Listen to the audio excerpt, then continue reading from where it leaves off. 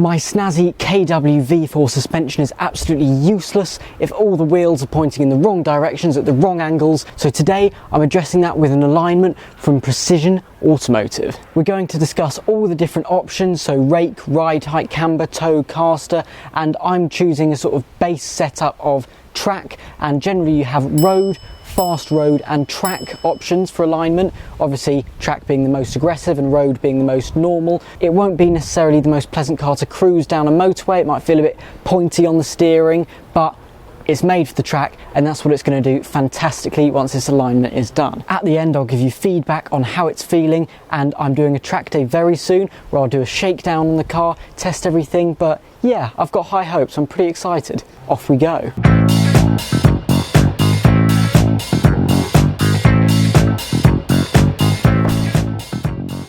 So I'm here with Emlyn from Precision Alignment, and he has sorted all of that out. Alignment, tracking, corner weighting. So talk us through what you've done, how you did it. Yeah, so we started off with fully adjustable white line anti-roll bars, front and rear. They've got three settings, soft, medium, hard. I can show you actually, turn the wheel here. So yeah, you can see the front's on the softest setting there. And the adjustable drop links as well. We've had to install. The adjustable drop links are needed for the corner weighting, so you can get rid of the preload after you've corner weighted the car. So you can do it without the adjustable drop links, but it means when you do it up, it's going to sort of twist and adjust. Which changes the corner weight. So yeah, you really do need them to get the most out of it.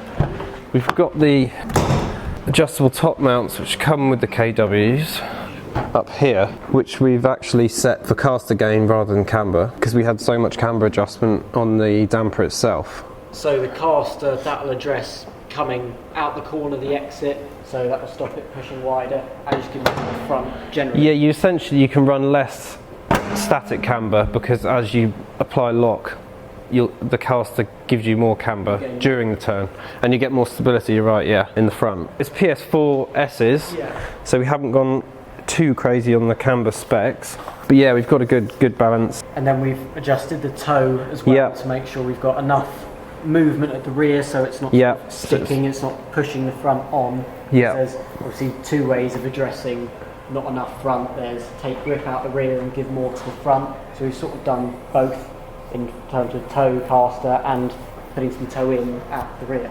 Yeah, exactly, yeah. So we've got a little bit of toe out at the front, which helps you turn in, and the rear just a smidge of toe in, just for some stability. Very similar setup at the rear.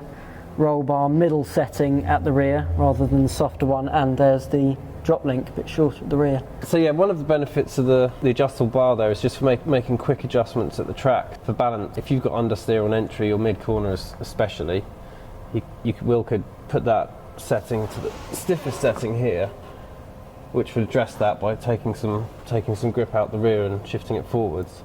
And that's just one bolt, and you don't need to move the drop links, do you? Yeah, that's right, because these holes are the same distance apart, essentially bang on. Like in an ideal world, you put it back on a flat patch and double check, but I've never seen it cause an issue. Well, good to know. So that's a quick fix, along with the little compression and rebound adjustments that we've got with the KW. Exactly, yeah.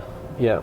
So in terms of other cars you've worked on, which is a lot, is this an easy one to work on, or is there some complications? So rear anti-roll bar is easy peasy. The front, you do have to almost remove the subframe fully, but just drop the back and unbolt the steering rack to gain access to slide the bar out. So yeah, it's slightly more time consuming than most cars. Yeah, it's nothing too major, but no, the KWs have really helped with that eccentric damper mount.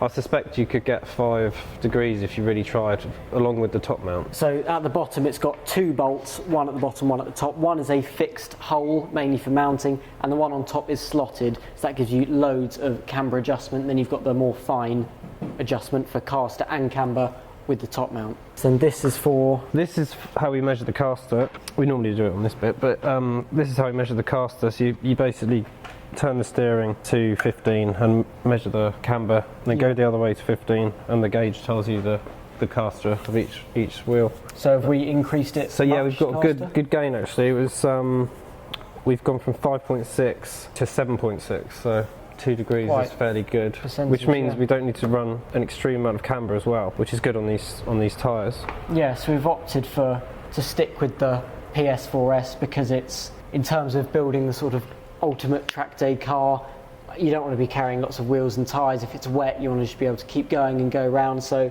it's not the best performing tyre in the dry, but it's certainly much better in mixed conditions. So yeah, sticking with the tyre, and we've accounted for that in terms of camber. In the future, if you were thinking a semi-slick, there's plenty more to be had from it. So you'd recommend the KW kit as something to work with? Yeah, adjustment. I mean, yeah, for sure. Customizing spring rates depending on your application and summer and winter and whatever. Yeah. If you know, Nürburgring in autumn, maybe not so stiff. Yeah, no, it's a great bit of kit, the KW. I use them on my own car. Yeah, I'm a fan. This is where we're starting. Yeah. It's all to be developed, changed. I mean, I'm quite pedantic, and I don't like to stick with the same stuff. So I'm sure I'll be messing around with it. Yeah, of course. Yeah, this is where we're starting for now. Yeah, it's a definite base setup, but there's plenty. You've got plenty of adjustment there for fine tuning. All the KWs have got bump and rebound. You've got the roll bars, and it's relatively easy doing a rear toe change. So the hard bit's done. Sure, I'll see you again. Be back here. Yeah.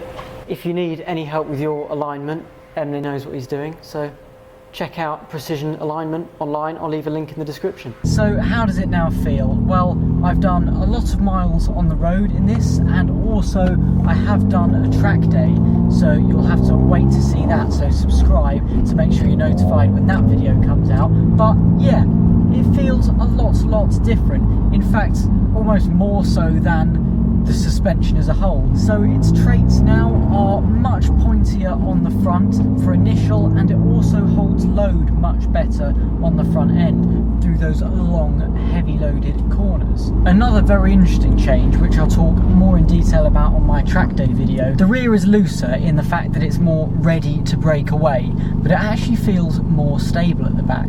And this is great on every level because it means I can still get a good rotation going into the corner and mid-corner, but I don't feel on edge. It feels like the car is ready to slide to a maximum of say 10-15 degrees, but then past that point it sort of just sits in that range between 0 and 10 degrees slide.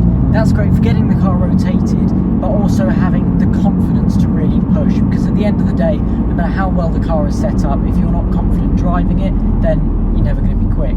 And this is of course just a base setup that I will build on, but it felt amazing out the box. Emlyn has done an amazing job on the car, just a great base setup, incredibly knowledgeable as well. So check the link in the description to Emlyn's Instagram, Precision Alignment, and he will be happy to help you as he did me for a whole range of cars, GR Yarises, and they've had some pretty cool cars in there as well. The last modification I did to my GR Yaris was revealing a large hidden carbon fibre sheet on the car, so go and give that a watch here, you will love it. And as per usual, please like and subscribe.